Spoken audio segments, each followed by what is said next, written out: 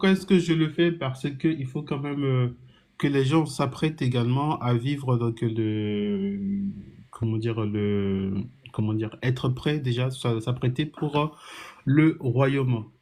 Maintenant, c'est pas des choses que je vais dire qui vont plaire aux gens, hein, parce que les gens souvent on a l'habitude de les voir, voilà, si ça va pas, ça n'entre pas dans leur confort, ça ne joue pas en leur faveur. Ce qui se passe, c'est que les gens se braquent en fait. Moi, je suis pas là pour que les gens soient braqués, mais pour que les gens puissent ouvrir leurs yeux justement sur la réalité, parce que ce qu'on vit là, c'est une sorte d'illusion. Ok, quand ils sont arrivés à mettre la femme au même pied d'égalité que l'homme, là, c'est vraiment une illusion. Ce qui attend la femme, c'est plutôt donc une situation beaucoup plus confortable. Donc, il lui donne du temps pour elle, pour sa maison, pour ses enfants et tout. Ok, sachant que l'homme, il doit être en train de charbonner dehors. Et quand il revient à la maison, ben, il faut quand même qu'il se sente bien accueilli, quoi, qu'il se sente roi chez lui, en fait. Donc, j'avais vu l'image, enfin, les vidéos d'une sœur qui parlait donc en ces termes-là. Elle disait que l'homme, normalement, l'homme, s'il doit il doit prendre soin donc de la femme, ben, c'est que la femme lui doit les mêmes, en tout cas, les mêmes exigences que elle ressentait vis-à-vis de son père, mais elle doit avoir le même comportement en fait. Et moi, je ferais mieux en disant que, tu vois, ma fille là, comment est-ce que je l'éduque? Mhm. Je l'éduque pour que elle, une fois sortie de ma maison, parce qu'elle va pas être dans ma maison et connaître un garçon, ça c'est niet. Et ça se passera pas comme ça. Le jour où elle Mhm. connaît un garçon, ok, sans que je n'ai eu la connaissance donc de l'affaire bien avant, ça veut dire elle a déshonoré ma famille, elle a déshonoré sa maison. Donc Mhm. moi je la mets dehors, tout simplement, elle va se chercher avec la personne. Si la personne revient pour faire les choses bien, pour se rattraper, tant mieux pour elle. Si c'est pas le cas, ben voilà. Aucune femme n'est dans ma maison en déshonorant donc la famille. Ça c'est très important. Et donc ma fille, voici comment je vais l'éduquer. Je vais l'éduquer de telle façon que la même protection que je lui offre, l'homme qu'elle aura, donc son premier homme d'ailleurs, parce que j'imagine pas qu'elle ait plusieurs hommes dans sa vie. En tout cas, je lui fais comprendre que ben, elle doit partir en mariage vierge. Ok, ce qui se passe, c'est que celui-là qui va prendre sa virginité, donc qui va la marier, cette personne-là, c'est la même personne qui aura quasiment donc le même rôle que son père en fait. C'est-à-dire que moi, je prends soin donc de ma fille et tout, elle quitte ma maison, elle aura un mari et le mari aura également les mêmes responsabilités que son père avait. Tu vois? Donc c'est Mhm. comme ça, moi je vois c'est comme ça j'ai compris en tout cas la place de la femme. Et je vais quand même te choquer parce qu'il y a certains livres d'ailleurs qui vont faire qui vont ébranler beaucoup de sœurs qui comprennent pas forcément quelle est la place justement donc des femmes donc enfin ce que l'Éternel attend de la femme. Tu vois, je prends l'évangile de Nicodème. Tu connais Nicodème, c'est l'ami du Messie, ok? Mhm. Il a son propre évangile. Dans son évangile, au chapitre 7, il nous dit quelque chose. Donc il nous parle de Barakia, donc la femme, enfin, je pense qu'elle s'appelle Bérénice ou Véronique dans le langage actuel. Ok, la femme qui a touché la frange donc du Messie pour être guérie donc de ses pertes de sang. Ok, Mhm. Comment elle voici s'appelle, ce que Véronique? Véronique. Mais Ok. en hébreu c'est Barakia. Ok, Barakia. Barakia. Yeah. Et donc, voici ce qu'il dit, Nicodème. Il dit, et une femme nommée Véronique, donc j'ai maintenu le jargon actuel, dit, depuis 12 ans, j'étais affligée d'un flux de sang et je touchais le bord, donc elle veut dire la frange, le bord de son vêtement, et aussitôt, mon flux de sang s'arrêta. Les Yaoudim, donc les Juifs, dirent, d'après notre loi, une femme ne peut venir déposer un témoignage. À ton avis, pourquoi est-ce que les Yaoudim lui répondent cette réalité-là? Pourquoi? Parce que cette femme-là n'avait pas d'autorité sur elle. Elle était sans époux, elle était sans responsable. Aucun homme ne pouvait prendre sa défense. À partir de là, c'est compliqué. Une femme qui n'a pas d'autorité sur elle, c'est très compliqué. Donc, ça a été le cas auparavant. C'est encore d'actualité dans certaines cultures qui ont su, les gens qui ont su garder cette tradition. et ça va être davantage encore le cas. Une femme qui n'a pas d'autorité sur elle, qui n'a pas un oncle pour la protéger. Donc, sur tous les plans, hein, sur le plan physique, administratif, tout ça. OK? Cette protection-là. Maintenant, une femme qui n'a pas d'autorité sur elle, OK? Que ce soit dans sa propre famille, que ce soit un homme donc, qu'elle a marié, si la femme n'a pas une autorité comme ça, c'est tout comme si elle n'a pas de valeur en fait. Elle n'a pas de valeur. Tout ce qu'elle fera, c'est sans importance. C'est ce qu'on est en train de rappeler ici. Donc, l'évangile de Nicodème. Nicodème, chapitre 7, verset 1. Une femme nommée Véronique dit, depuis 12 ans, j'étais affligée. Là, tu vois le moment, je contextualise quand même. Le Messie, il était jugé, ok?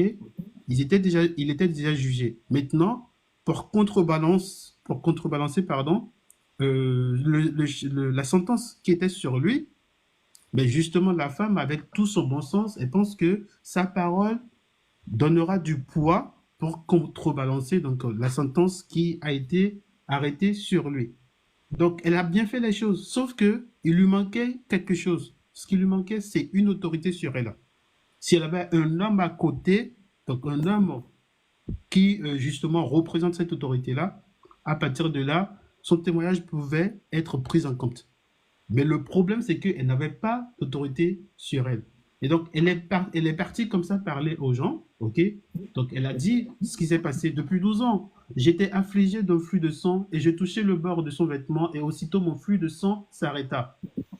Ben, elle a été honnête, elle a rappelé ce qui s'est passé exactement. Mais Bien sûr. les Yaoudim lui dirent, les Juifs lui dirent, d'après notre loi, une femme ne peut venir déposer en témoignage. Ça veut dire que normalement, pour que la femme témoigne, il faut un homme au-dessus d'elle pour l'aider à témoigner. Donc, c'est une culture qui ne joue pas en faveur donc, de la femme telle qu'on le pense. C'est-à-dire que tout est fait au niveau, enfin, c'est comme on parle donc du patriarcat en fait. C'est-à-dire que la femme doit être, comme le livre le dit, elle est une aide pour l'homme. Elle n'est pas l'égale de l'homme. Elle est là pour aider l'homme. Donc, en aucune façon, en aucune manière, on pourrait la voir en train donc, de vouloir prendre la place donc, de l'homme. Donc, ça, c'est une réalité. Tu vois? Regarde également, je ne sais pas si tu le lis également, Flavien Josephus, ok? Les Antiquités juives, donc notamment le quatrième livre des Antiquités juives, chapitre 8, verset 15, il dit ceci. On ne se fiera pas à un témoin unique. Il en faut trois ou au moins deux dont le témoignage sera garanti par leur vie passée. Un peu comme on le dit dans la Bible, Bien à sûr. partir de deux ou trois témoins, on peut trancher d'une affaire. Il continue, il dit, les femmes ne rendront pas de témoignage. Tu vois, c'est exactement ce que Nicodème disait, rapportait ici au sujet donc, de la loi juive. Ok? Les femmes ne rendront pas de témoignage. Mais pourquoi est-ce qu'on dit les femmes ne doivent pas rendre de témoignage? Pourquoi est-ce que leurs témoignages ne sont pas pris en compte? Parce que quoi derrière, il y a la raison. À cause de la légèreté et de la témérité de leur sexe. Ça veut dire quoi? Légèreté et de la témérité de leur sexe. Ça, Hein? c'est toujours dans Nicodème, toujours dans Nicodème ce que Non, tu non, dis. ça, on est dans les Antiquités juives. Ok. Quatrième livre donc, des Antiquités juives, chapitre 8, verset 15. Yeah. Quatrième livre des Antiquités juives, chapitre 8, verset 15. OK? Et donc là, on te dit, là, on va pas recueillir les témoignages des femmes à cause de quoi? À cause de la légèreté et de la témérité de leur sexe. Ça veut dire quoi? À ton avis, ça veut dire quoi? Ah, pour eux, la femme, c'est le sexe faible. En fait, c'est une personne faible qui n'a pas d'autorité.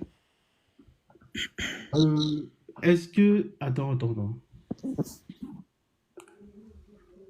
Mais est-ce que t'as bien entendu la phrase que j'ai dite?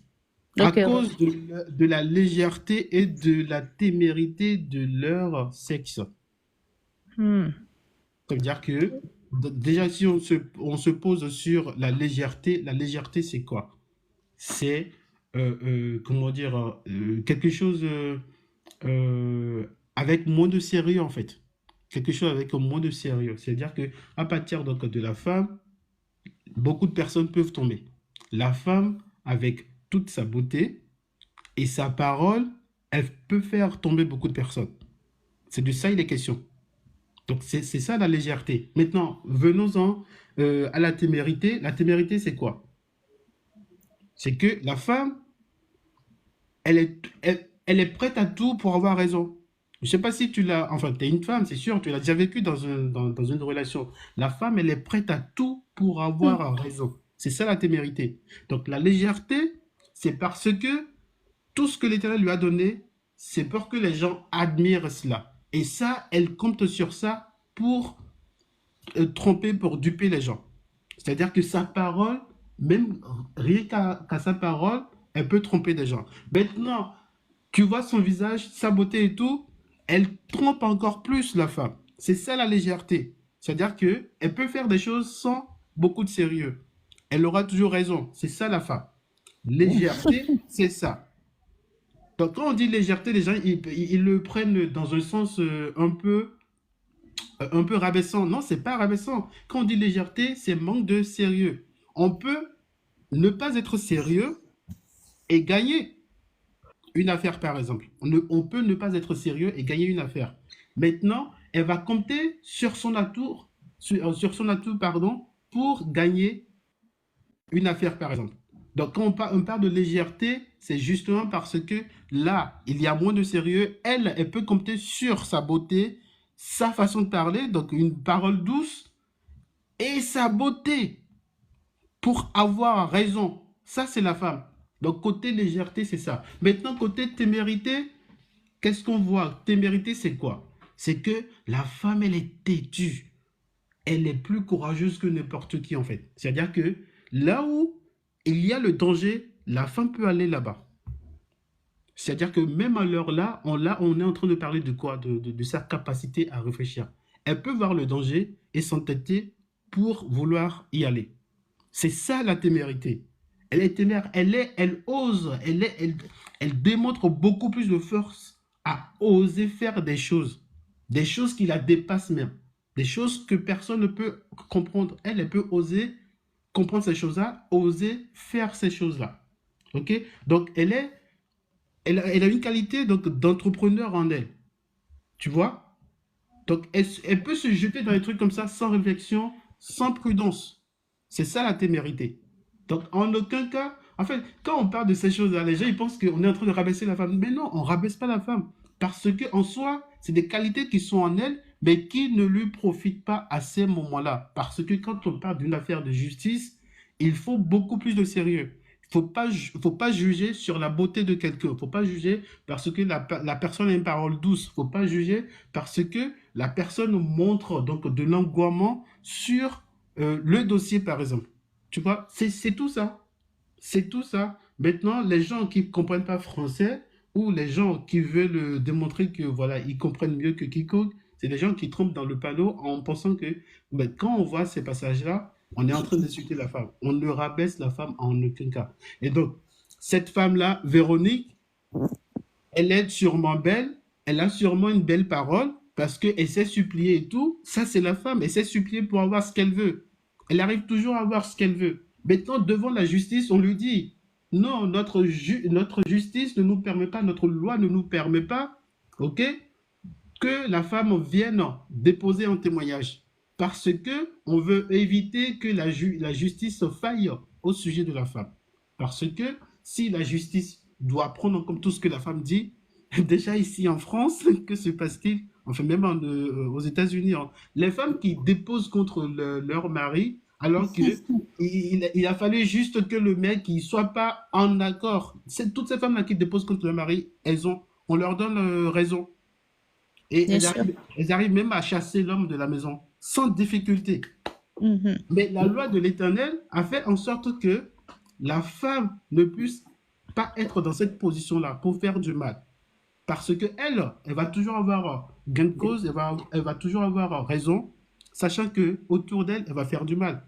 Et c'est ce que l'Éternel est en train d'éviter comme ça. Donc la femme, pour qu'elle dépose, il faut un homme, que ce soit un frère, un oncle, un père ou un mari. À ce moment-là, ben, qu'est-ce qu'on dit? Plutôt, on dit, donc, on ne se fiera pas à un témoin unique. Il en faut trois ou au moins deux dont le témoignage sera garanti par leur vie passée. Donc, même les hommes là, ok, qui vont justement appuyer donc le témoignage de la femme, il faut que ces hommes-là, ils soient sans reproche. C'est ça le truc en fait. Donc voilà un peu la situation. Parce que le système actuel, on donne le pouvoir à la femme. Alors que l'État, il dit, non, la femme déjà, il y avait déjà trop de pouvoir en elle. Sa beauté, sa façon de parler, sa résistance, sa façon d'oser, tout ça, à entreprendre tout ça. OK?